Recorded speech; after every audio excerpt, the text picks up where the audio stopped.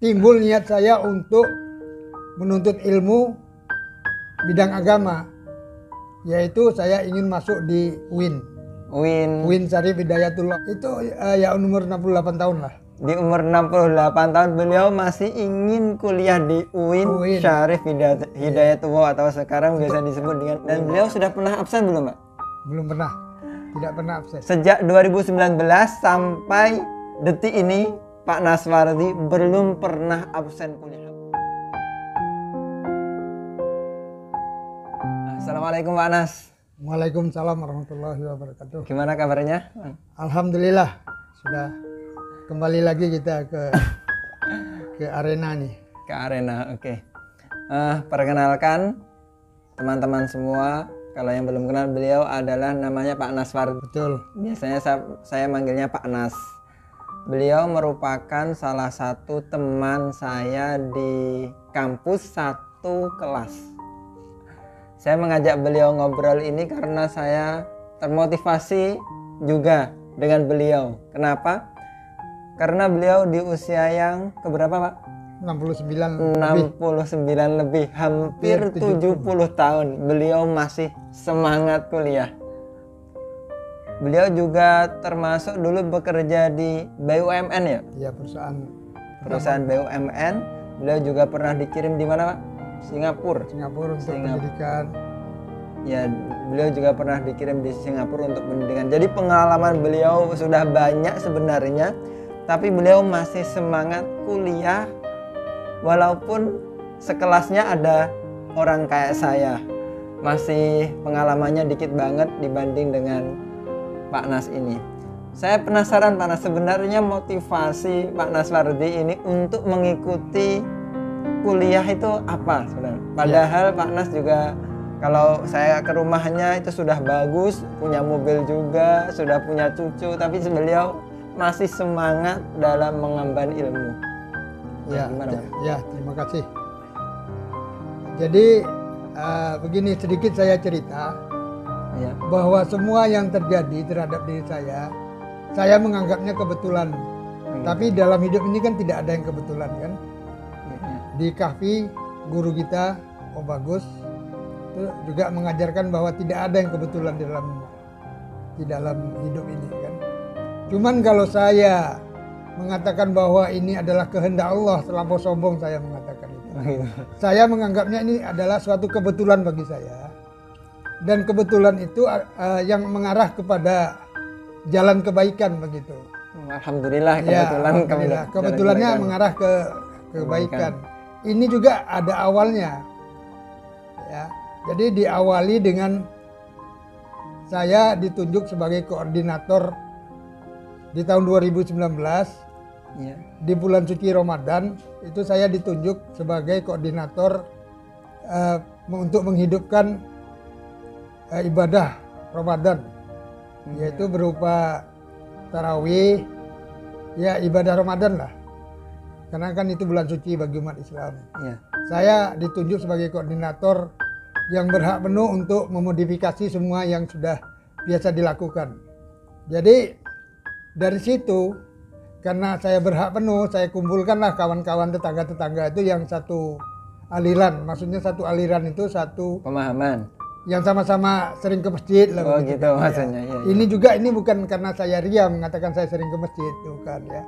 Tapi yang saya kumpulkan itu adalah kawan-kawan yang sebegitu, supaya saya mudah untuk menyampaikan rencana saya, begitu kan. Ada beberapa rencana yang akan saya modifikasi setelah saya ditunjuk sebagai koordinator itu. Salah satunya adalah kita di warga itu kita ajak untuk berpartisipasi di dalam menghidupkannya. Jadi bukan saya saja, saya ajak tetangga-tetangga itu untuk ikut serta menghidupkan kegiatan Ramadan ya, berupa bergantian jadi imam, juga bergantian memberikan tausiah. Ya, masalahnya saya sebagai koordinator bukan dari background, bukan dari latar belakang agama. Saya murni dari latar belakang yang umum lah begitu kan. Oh iya. Kalau dulu sekolahnya di mana, Pak? Saya Kalau sekolah di STM di Surabaya. Sudah gitu saya bekerja 35 tahun itu di perusahaan minyak Chevron di Riau. Oh. Sejak tahun 74, waktu itu saya muda sekali, umur 22 tahun saya sudah kerja. Sampai tua, sampai umur 58 tahun saya masih bekerja.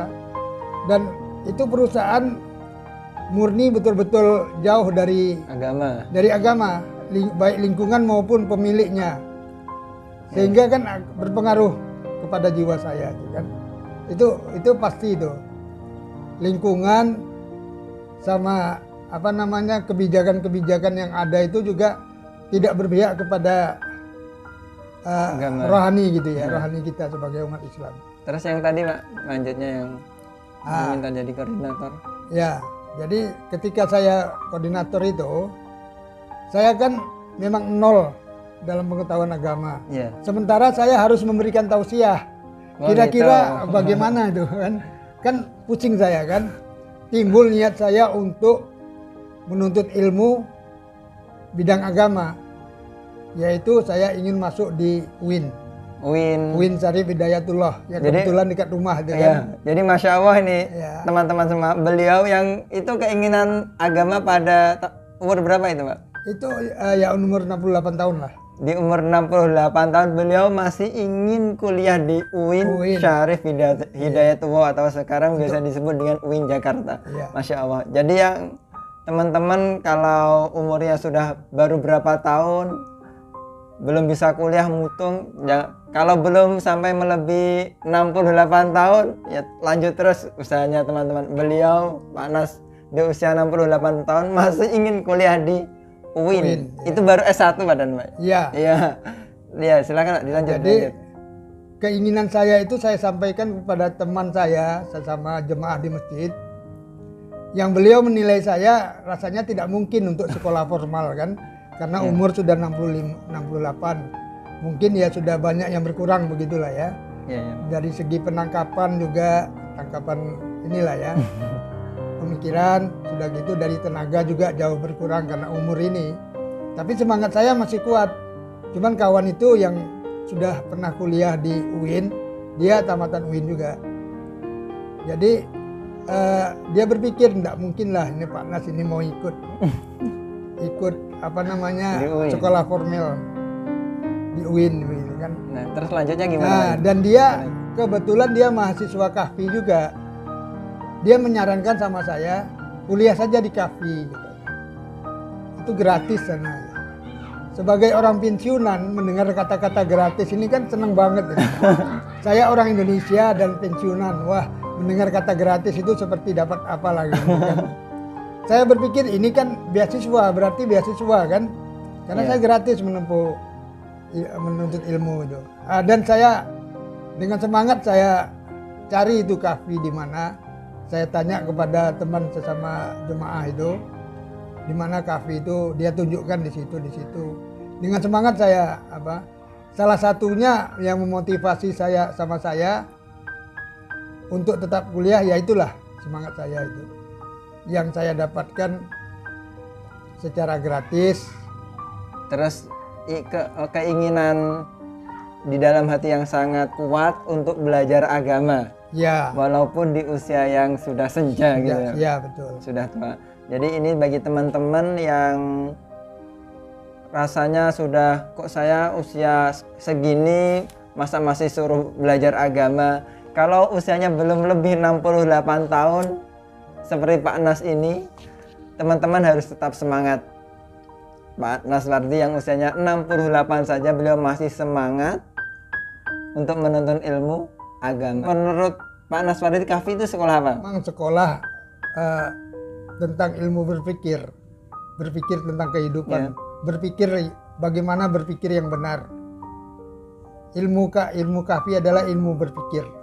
Dan itu dikaitkan dengan agama. Dan itu berdasarkan agama, Al-Quran dan hadis.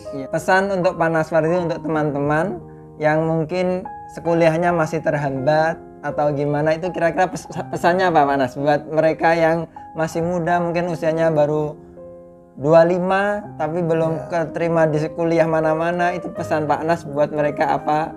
Melihat background Pak Nas yang umurnya sudah hampir 70 tahun tapi beliau masih semangat kuliah.